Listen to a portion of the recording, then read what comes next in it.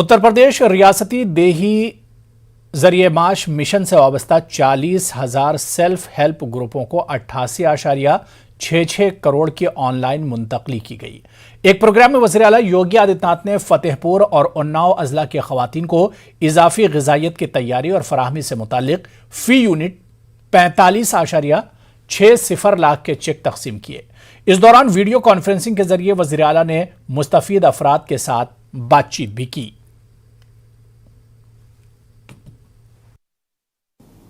ग्राम्य विकास विभाग को आदरणीय प्रधानमंत्री जी की मंशा के अनुरूप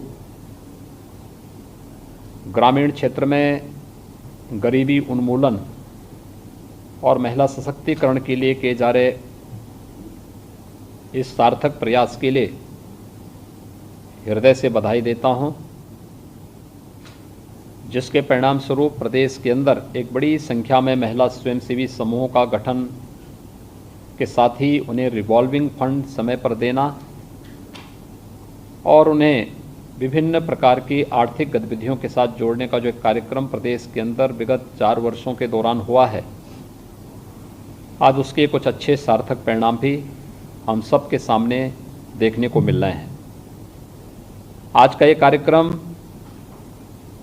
ग्रामीण आजीविका मिशन से जुड़े हुए कुछ समूहों को ऑनलाइन धनराशि वितरण का ही यह कार्यक्रम है, जिसमें 15,000 रुपये प्रति समूह की दर से 40,000 स्वयं सहायता समूहों को रिवॉल्विंग फंड, 1,10,000 प्रति समूह की दर से 2,606 स्वयं सहायता समूहों को कम्युनिटी इन्वेस्टमेंट फंड की धनराशि आज ऑनलाइन हस्तांतरित की गई है। यानी इस प्रकार 42,606 स्वयं सहायता समूहों को 88 करोड़ 66 लाख रुपए की कुल धनराशि का हस्तांतरण आज यहाँ पर संपन्न हुआ है। इसके साथ ही एक जो बड़ा कार्यक्रम आज यहाँ पर संपन्न हुआ है वह है जो अनुपूरक पुष्टाहार के उत्पादन एवं आपूर्ति के क्रम में जनपद फतेहपुर और उन्नाव के स्वयं सहायता समूह की महिला सदस्यों को एकीकृत बाल विकास सेवा द्वारा प्रति इकाई 45,60,000 रुपये का चेक भी यहाँ पर अभी प्रदान किया गया है। जो अभी एक समूह ने अपनी जो बातें यहाँ पर रखी हैं उनकी बातों को हम ध्यान देकर इसको आगे बढ़ाएंगे। मुझे विश्वास है कि आज प्रदेश सरकार के द्वारा जो ये प्रयास प्रारंभ हुए हैं, निश्चित ही ग्रामीण क्षेत्र में महिला स्वयंसेवी समूहों के द्वारा जो एक अच्छे और सराहनीय प्रयास प्रारंभ किए गए हैं, इसके सार्थक परिणाम सामने आएंगे और महिला स्वावलंबन के माध्यम से महिला सशक्तिकरण के लक्ष्य को प्राप्त करने में हम सबको मदद मिलेगी। मैं एक बार फिर से जिन 42,000 से अधिक महिला स्वयंसेवी समूहों को आज यहाँ पर रिवॉल्विंग फंड आदि उपलब्ध कराया गया है, उन सबको हृदय से बधाई देता हूँ, अपनी शुभकामनाएं देता हूँ। धन्यवाद। जय हिंद। योगी हुकूमत की पॉलिसी के खिलाफ आम आदमी पार्टी ने इलाहाबाद में एहतजाजी मुजाहरा किया।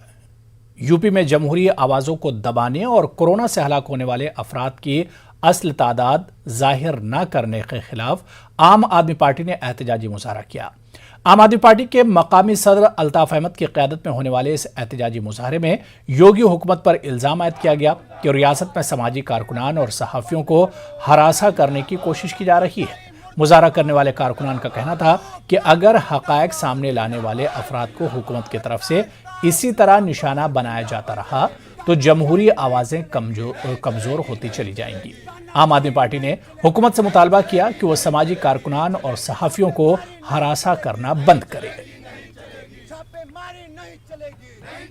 हमारी मांग है कि जो सच्चे पत्रकार हैं, जो सच दिखा रहे हैं, अगर आप उनको भी दबा देंगे तो कैसे सरकार की नाकामियां लोगों तक, जनता तक सामने आ पाएगी। कितनी शर्म की बात है कि हमारे उत्तर प्रदेश का मुख्यमंत्री टीवी पर आके कहता है, जहां पर इसी प्रयागराज में पूरा पूरा शमशान और कब्रिस्तान पट जाता है लाशों से, और हमारे उत्तर प्रदेश का मुख्यमंत्री कहता है कि एक भी मौतें कोरोना से नहीं हुई हैं। ये कितनी शर्म की बात है। और हमारे केंद्रीय स्वास्थ्य मंत्री कहते हैं कि ऑक्सीजन की कमी की वजह से एक भी मौतें नहीं हुई हैं। कि किस तरीके से ऑक्सीजन की कमी के कारण, वेंटिलेटर की कमी के कारण, दवाओं की कमी के कारण लोग अपनी जान गंवा रहे हैं, इससे भी सरकार बौखला गई है। तो इन तमाम मुद्दों को लेकर के लगातार सरकार इन पर दबाव बनाने की कोशिश कर रही है। 2022 उत्तर प्रदेश में होने वाले असेंबली इंतखाबात में समाजवादी पार्टी सूबे की आधी आबादी यानी खवातीन पर खुसूसी तवज्जो दे रही है। यही वजह है कि अजला में खवातीन को मुसलसल ओहदों से नवाजा जा रहा है। समाजवादी पार्टी का 2022 नारा है 22 में 22 किल। समाजवादी पार्टी के सीनियर लीडर नाजनीन सईद को खवातीन सेल का सेक्रेटरी बनाया गया है। नाजनीन सईद का कहना है कि वो ऐसी टीम तैयार करेंगी जो खवातीन के दरमियान जाकर हुकूमत की नाकामियों से वाकिफ करा सकें। उन्होंने कहा कि बीजेपी आवाम से किए वादों को पूरा करने में नाकाम साबित हुई है। नाजनीन सईद से बात की हमारे नुमाइंदे मोहम्मद कामरान ने। लेडीज को जोड़ें ताकि वो अच्छे से काम कर सकें और आगे बढ़ सकें। सरकार की नीतियों की जो गलत नीतियां हैं उनके खिलाफ जाके लोगों को समझा सकें और अच्छी किसी पार्टी को ज्वाइन करा सकें उन्हें, और अच्छे ताकि उसको जो महंगाई इन्होंने कर रखी है, गैस सिलेंडर इतना महंगा कर रखा है, सब्सिडी बताइए 15 रुपये आती है, तो 15 रुपये कौन वापस लेता है? तो बैंकों में वहाँ पैसा और ब्लॉक हो रहा है। मतलब आम जनता की जेब में 15 रुपये भी नहीं छोड़ना चाह रहे हैं ये लोग। और सिलेंडर महंगा, पेट्रोल इतना महंगा हो गया है कि कोई जाने को तैयार ही नहीं है। बाइक सब गाड़ियाँ सब उठा के रख दी हैं। तो उस पर मैं अपनी पार्टी का इंट्रोडक्शन और कराऊंगी कि वो खुद बीजेपी हमें 22 में बाइसिकल की तरफ रुझान बढ़ा रही है कि पेट्रोल इतना महंगा है, आप बाइसिकल की तरफ आइए। इनके किसी नेता ने भी ये चीज़ कही थी। बहुजन समाज पार्टी में मुसलमानों को नजरअंदाज किया जा रहा है, यह कहना है पार्टी के senior leader municipal councillor Aligarh Musharraf Hussain Mahzar का। उन्होंने आज एक बयान में कहा कि पार्टी जिस तरह से ब्राह्मण सम्मेलन कर रही है वो किसी एक जात को जोड़ने के लिए तो बेहतर है, लेकिन जिस तरह से साबिका सालों में देखा गया है कि मुसलमानों को नजरअंदाज किया जा रहा है वो किसी तरह भी मुनासिब नहीं है। हमने देखा है कि हमारे हाईकमान के आदेश पर, उनके निर्देश पर जगह जगह ब्राह्मण सम्मेलन हो रहे हैं। बहुत अच्छी बात है कि हर जाति, हर धर्म, हर वर्ग के लोगों को पार्टी से जोड़ना चाहिए। तभी 2022 में माननीय बहन जी के नेतृत्व में उत्तर प्रदेश में सरकार बन पाएगी। लेकिन उसके साथ साथ मुझे बड़ा अफसोस होता है कि माइनॉरिटी जो 20% मुसलमान हैं, उनके लिए कोई हमारी पार्टी जो है, या तो ऐसा कोई निर्देश हुआ है, उनके तवज्जुह से कोई भी बात नहीं की जा रही है। माइनॉरिटी को जोड़ा नहीं जा रहा है बूथ स्तर पर या शहर लेवल पर या जिला लेवल पर। जो कि हम अलीगढ़ के लोग हैं, तो अलीगढ़ में मैं देखता हूं कि वो बहुत सारे सम्मेलन होते हैं तो हमें नजरअंदाज किया जाता है। तो ये बात समझ में नहीं आ रही है कि अब 20% माइनॉरिटी को दूर रखकर क्या हमारी पार्टी 2022 के चुनाव में कामयाब हो सकती है? तो जो मान्यवर साहब का जो सपना था कि दलित, मुस्लिम, ओबीसी और तमाम अपर कास्ट को जोड़कर चलना है और माननीय बहन जी के नेतृत्व में उत्तर प्रदेश में क्या और देश में सरकार बनानी है, तो ये सपना मान्यवर साहब का इस तरह से साकार नहीं हो पाएगा। गुज़िश्ता दिनों यूपी में मजहब तब्दीली और गैर कानूनी फंडिंग मामले की जांच में फंसे सहारनपुर के रहने वाले प्रवीण कुमार से पूछताछ के बाद एटीएस ने बेकसूर करार देते हुए रिहा कर दिया था। लेकिन इस मामले में गलती से प्रवीण कुमार को अब्दुस्समद समझकर पूछताछ के लिए लखनऊ बुलाए जाने के बाद से प्रवीण कुमार की समाजी जिंदगी में तूफान मच गया है। गांव पहुंचने पर लोगों ने इस नौजवान को ताने देना शुरू कर दिए और दहशतगर्द करार देकर हरासा करना शुरू कर दिया। यहां तक कि नौजवानों को पाकिस्तान जाने के लिए कहा जाने लगा। इसके घर पर पोस्टर चस्पा कर दिए गए। प्रवीण कुमार का कहना है कि वो एनईटी और जेआरएफ क्वालिफाई कर चुका है और एक अमन पसंद शहरी है।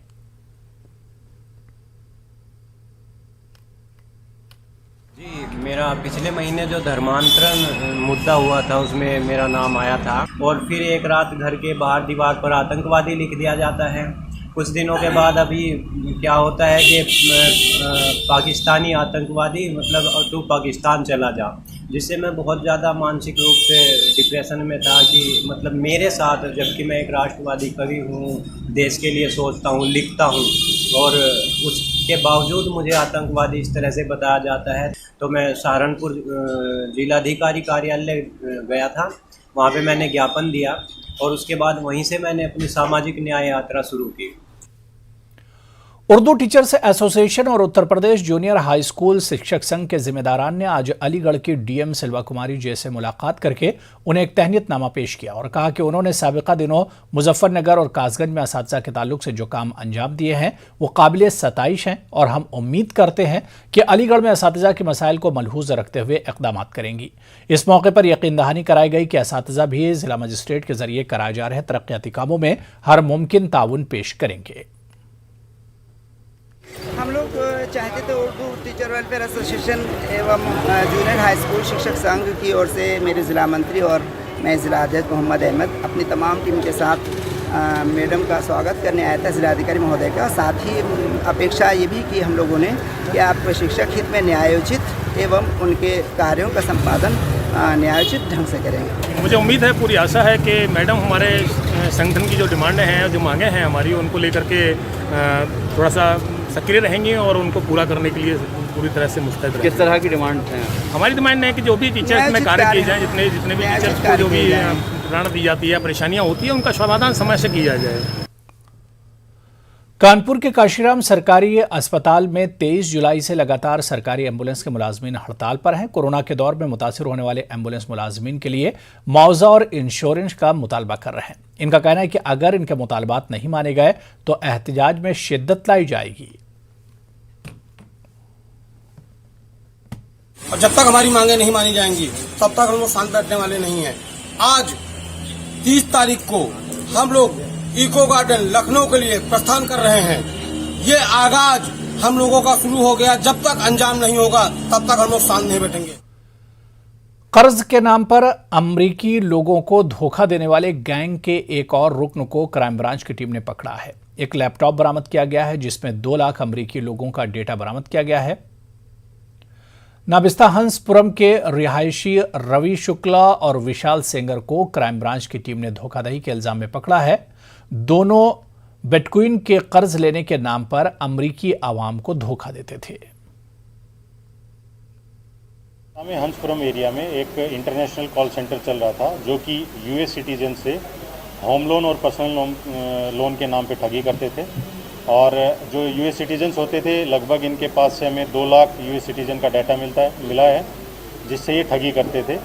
लोन के लिए जो कॉल करते थे, ये वीओआईपी कॉल्स होती थी। इनके लिए नोएडा का कोई वेंडर था, उसके माध्यम से ये कॉल करते थे। इसमें जो कॉल सेंटर में जो काम कर रहे थे, उसमें जो कॉल करने वाला होता है उसको एक रिटन स्क्रिप्ट इंग्लिश में दी जाती थी, जिसको बार बार प्रैक्टिस करता था और यूएस एक्सेंट में ही वो बात करते थे। उसमें जो इनके नोएडा में बैठे हुए वेंडर्स हैं, जो इनके डॉलर्स को कन्वर्ट करवा के इंडियन रुपीज़ में देते हैं, चाहे वो गिफ्ट कार्ड की फॉर्म में हो या किसी अकाउंट के माध्यम से, उन सबको हम आइडेंटिफाई करेंगे और उनके खिलाफ भी कार्रवाई करेंगे।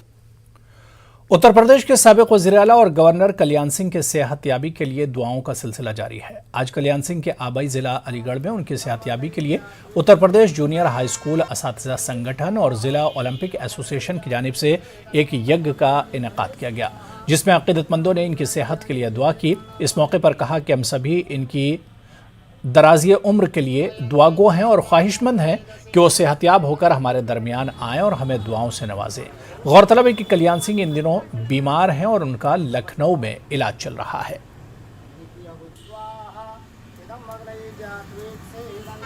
कानपुर की मारूफ शख्सियत रहे हाजी ज़ियाउल इस्लाम को उनकी बरसी के मौके पर याद किया गया। कानपुर में मुनक़िदा एक प्रोग्राम में उनकी खिदमात को याद किया गया। इस तकरीब में कई मारूफ हस्तियों ने शिरकत की। ये एनआरसी का और जो दूसरी सवाल आप कर रहे हैं, हम बहुत दिन से, हम सब अम्बेडकरवादी हैं और बहुत दिन से हम संविधान बचाने के लिए कार्य कर रहे हैं। आज जो दूसरे कानून भी लाए जा रहे हैं, जैसे किसान कानून हो गया, या दूसरे प्रदेश में भी आज जो कानून देख रहे हैं आज, और जिस तरीके से आतंकवाद के कानूनों का गैर कानूनी इस्तेमाल हो रहा है, जिस तरीके से ऐसे कानून बनाए जा रहे हैं जो गैर संवैधानिक हैं, लव जिहाद के नाम पे या दूसरी चीज़ों के नाम पे। ये सब बाबा साहब डॉक्टर भीमराव अंबेडकर के संविधान के खिलाफ हैं और ये जद्दोजहद हम संविधान बचाने के लिए ही कर रहे हैं। ऐसे लोगों की यादगारें तो बहरहाल होनी चाहिए, इसलिए कि जो एक शहर को कुछ दे रहा है और जो दे के जा रहा है, कौम को उसे भूलना नहीं चाहिए, फरामोश नहीं करना चाहिए, उसे याद रखना चाहिए। और याद रखने का तरीका यही है कि उसको वक्तन फ़वक्तन उसके सिलसिले में कुछ मीटिंगें, कुछ प्रोग्राम्स मुनक़िद होने चाहिए, जिससे कि उसकी यादें भी बाकी रहे और उससे कौम और मिल्लत कौम को एक अच्छी सोच मिल सके, कि उनका मिशन क्या था, उनका मकसद क्या था, वो चाहते क्या थे। तो एक अच्छा समाज चाहते थे, एक अच्छी। चलिए यहाँ पर रुकेंगे छोटे से ब्रेक के लिए।